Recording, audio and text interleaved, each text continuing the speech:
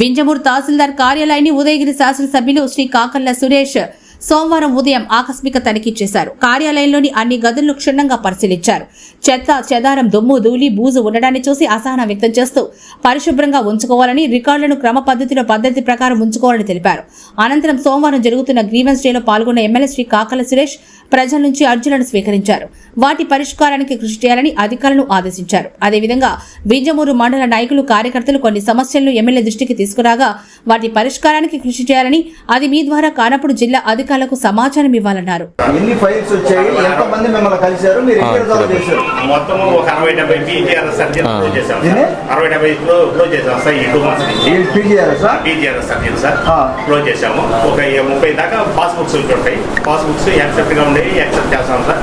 మనం ఏదైనా సూచనలు రాస్తాం సార్. దాని మీద అంతకు మించి మనం ఎంత ఫైనల్ గా తహసీల్దార్ డేషన్ బట్టి మనం చేస్తాం సార్. ఎంతసేపు ఉంటారు ఆఫీస్ లో? తహసీల్దార్ ఎంతసేపు ఉంటారు కదా? సాయంత్రం దాకా ఉంటారు సార్. ఇప్పుడు నేనైతే 10 గంటలకు వస్తాను. ఉదయం సాయంత్రం 7 దాకా ఉంటాను సార్. నేను 7 గంటలకు సార్. ఆఫీసులోనే ఉంటారు, పని చేయరు. వీళ్ళు వచ్చిన వాళ్ళకి ఏంటంటే ఎవరైతే చేస్తారో దాన్ని ఇప్పుడు మనం అనేది తీసుకోకుండా 9 మంది ఉండాల్సింది కదా వీఆర్ఓలు. ఇతను హాస్పిటల్ సార్, మన హాస్పిటల్ స్థలం ఇచ్చిన లేదు, వీళ్ళకి భూములు ఇచ్చా.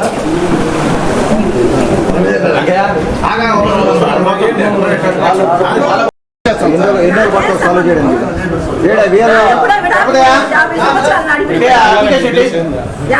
చేసేయండి. 20 సార్లు ఆలోచించొద్దు. 20 సార్లు మనుషులు తిప్పుకోమాకండి. ఏదైనా ఇబ్బంది ఉంటే మాకు చెప్పండి. నెక్స్ట్ ఎవరు? నెక్స్ట్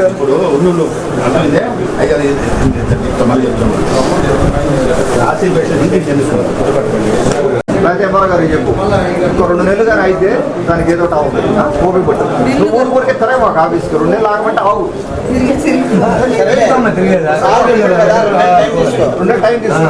తర్వాత నీ గిల్డ్ వచ్చే మార్గం అయితే వస్తుంది. గిల్డ్ వస్తుంది. నువ్వు అప్లికేషన్ పెట్టినావు కదా, పెట్టేవాళ్ళు ఏదో చెప్పలేదు, వెరిఫై చేయాలి. వాళ్ళు ఎవరు అటాక్ చేస్తారు? మనం తీసుకుంటాం డైరెక్ట్ తీసుకుంటాం. అది మనం ఇచ్చి మనం వీఆర్ అందరూ మనం చేయించుకుంటాం. అది ఏ రోడ్ లేరు అంటున్నాం. గ్రీవెన్స్ వచ్చిన వాళ్ళు లేరు అంటున్నాం. వస్తారు సార్. గ్రీవెన్స్ ఎవరు సార్ వచ్చారు? ఒక్కటన్నా గ్రీవెన్స్ ఉంటే వస్తారు సార్. నమ్మకం కలిగితే ఎంఆర్ఓ. ఎంతమంది వచ్చారు గ్రీవెన్స్ ఈరోజు? ఒకసారి చూపెట్టండి. గ్రీవెన్స్కి వచ్చిన వాళ్ళు. అమ్మ గ్రీవెన్స్కి వచ్చిన వాళ్ళు రండి అమ్మ ఒకసారి. ఎన్నో పట్టు సాల్వ్ చేయడం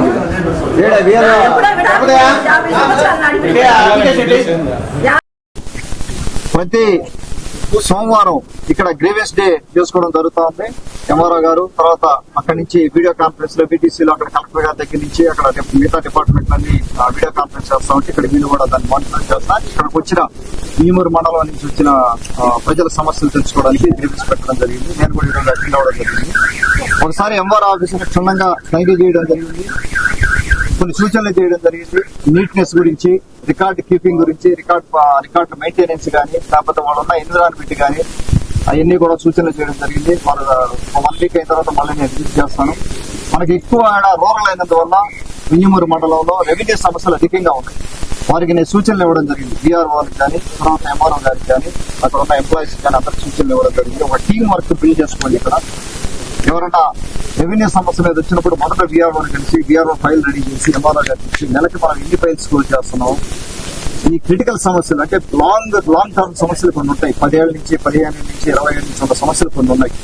అదేవిధంగా గత 5 సంవత్సరాల్లో వైసీపీ చేసిన నిర్వాహకాలు, వైసీపీ గవర్నమెంట్ లో జరిగిన నిర్వాహకాలు చాలా ఉన్నాయి. చాలా మందిని ఇబ్బంది పెట్టున్నారు. రికార్డు ఫార్మాట్ చేసేది, రకరకాల ప్రయోగాలు చేస్తున్నారు. రీసెర్వేలు చేసి అది. సో వాటి గురించి కూడా సమస్యలు చాలా ఉన్నాయి. అవి కూడా మొత్తం నెలకి కొన్ని సమస్యలు ఇన్ఎన్టీఎఫ్టీ ఫైల్స్ మీ దగ్గర ఒక 400 పెండింగ్ ఉంటే లాంగ్ టర్మ్ సమస్యలు 400లో నెలకి నేను 10 సమస్యలు పరిష్కారం చేస్తాను, లేకపోతే 15 సమస్యలు పరిష్కారం చేస్తానని ఎంఆర్ఓ గారికి గైడెన్స్ ఇవ్వడం జరిగింది. వారు ఆలోచించి మొత్తం మళ్ళీ కూడా ఒక నెల అయిన తర్వాత మళ్ళీ ఒకసారి నేను గ్రీవెన్స్ వస్తాను. ఇలాగా ప్రతి మాకు 8 మండలాల్లో 8 ఎంఆర్ఓ ఆఫీసులు ఉన్నాయి. అందరికీ గైడెన్స్ ఇచ్చి నెలకి కొన్ని ఒక 10-15 ఫైల్స్ కానీ క్లోజ్ చేయగలిగితే కొంతవరకు మన సమస్యలు పరిష్కారం చేస్తున్నాం. ఒక సమస్య అవ్వదు, ఇది ఖచ్చితంగా అవ్వదు, దీనికి ఇష్యూ ఉంది అవ్వదు అనుకున్నప్పుడు దాని ఫైల్ క్లోజ్ చేయడం అన్నా క్లోజ్ చేయాలి, లేదంటే నా దృష్టి కన్నా తీసుకొచ్చి, లేదంటే కలెక్టర్ గారి దృష్టికి తీసుకొచ్చి, అవసరం అయితే రెవెన్యూ మినిస్టర్ గారి తీసుకెళ్లి ప్రయత్నం చేసి దానికి ట్రై చేయాలి. కానీ దాన్ని ఎక్కడో చోట బ్లాక్ చేయొద్దని చెప్పాము. కొన్ని పద్ధతులు మారాలి ఇక్కడ, అది క్లియర్ గా వారికి చెప్పడం జరిగింది. తర్వాత కూడా మనం ఇంకా మిగతా ఎంఆర్ఓ ఆఫీసులు కూడా విజిట్ చేయడం జరుగుతుంది రాబోయే రోజుల్లో కూడా. ఇంకొకటి, మేము ఈరోజు సుపరిపాలనలో తెలుగు రోజు కార్యక్రమంలో కూడా ఆ భాగంలో దాంతో కూడా తిరుగుతా ఉన్నాము. ప్రజల దగ్గర నుంచి కొన్ని రెవెన్యూ సమస్యలు ఎక్కువ వినపడతా ఉన్నాయి. 8 మండలాల్లో మనం ఎక్కడ పోయినా కూడా వాళ్ళ రెవెన్యూ సమస్యలు మన దగ్గర తీసుకొస్తా ఉన్నారు. రూరల్ కాబట్టి గత 20 ఏళ్లలో ఉన్న పెండింగ్ సమస్యలని ఎవరు వాళ్ళని పట్టించుకునే పాపం పోలేదు. అందరూ ఆఫీస్ కూర్చునే వాళ్ళే కానీ ఒక ఫైల్ కూడా చేసిన పాపం పోలేదు. దాని మీద ప్రత్యేకంగా దృష్టి పెట్టి మన నాయకులతో కూడా మాట్లాడడం జరిగింది. విలేజ్కి వెళ్ళినా రీసర్వేకి వెళ్ళినా నాయకులను కూడా యాక్టివేట్ చేసి వాళ్ళ కూడా సజెషన్స్ తీసుకుని, ఎందుకంటే ఇప్పుడు కరెంట్ ఎవరన్నా ఎక్కడి నుంచో ఇక్కడికి ట్రాన్స్ఫర్ వచ్చిన ఎంప్లాయీస్ కి పూర్తిగా అవగాహన ఉండదు, విలేజ్ మీద అవగాహన ఉండదు, ఆ మండలం మీద అవగాహన ఉంటుంది. అందుకని అక్కడ ఉన్న గ్రామ పెద్దల అవసరం చాలా ఉంది. నేను క్లియర్ గా వాళ్ళకి చెప్పడం జరిగింది. గ్రామ పెద్దలు కలవండి, ఆ సమస్య పట్ల ఆ సమస్య ఏంది అనేది ముందు అర్థం చేసుకోండి. అక్కడికి వెళ్ళి సమస్య మనం అర్థం చేసుకోకుండా ఆ పేదరికమా లేకపోతే వాళ్ళు పేదలా లేకపోతే ధనవంతులా అనేది మనం అర్థం చేసుకోకుండా, ఆ సమస్య తీవ్రత అర్థం చేసుకోకుండా మనం సమస్యను పరిష్కారం చేయలేము. ఆ విధంగా వాళ్ళకి సూచనలు ఇవ్వడం. మరొకసారి మళ్ళీ ఇంకొక ధన్యవాదాలు. Thank you.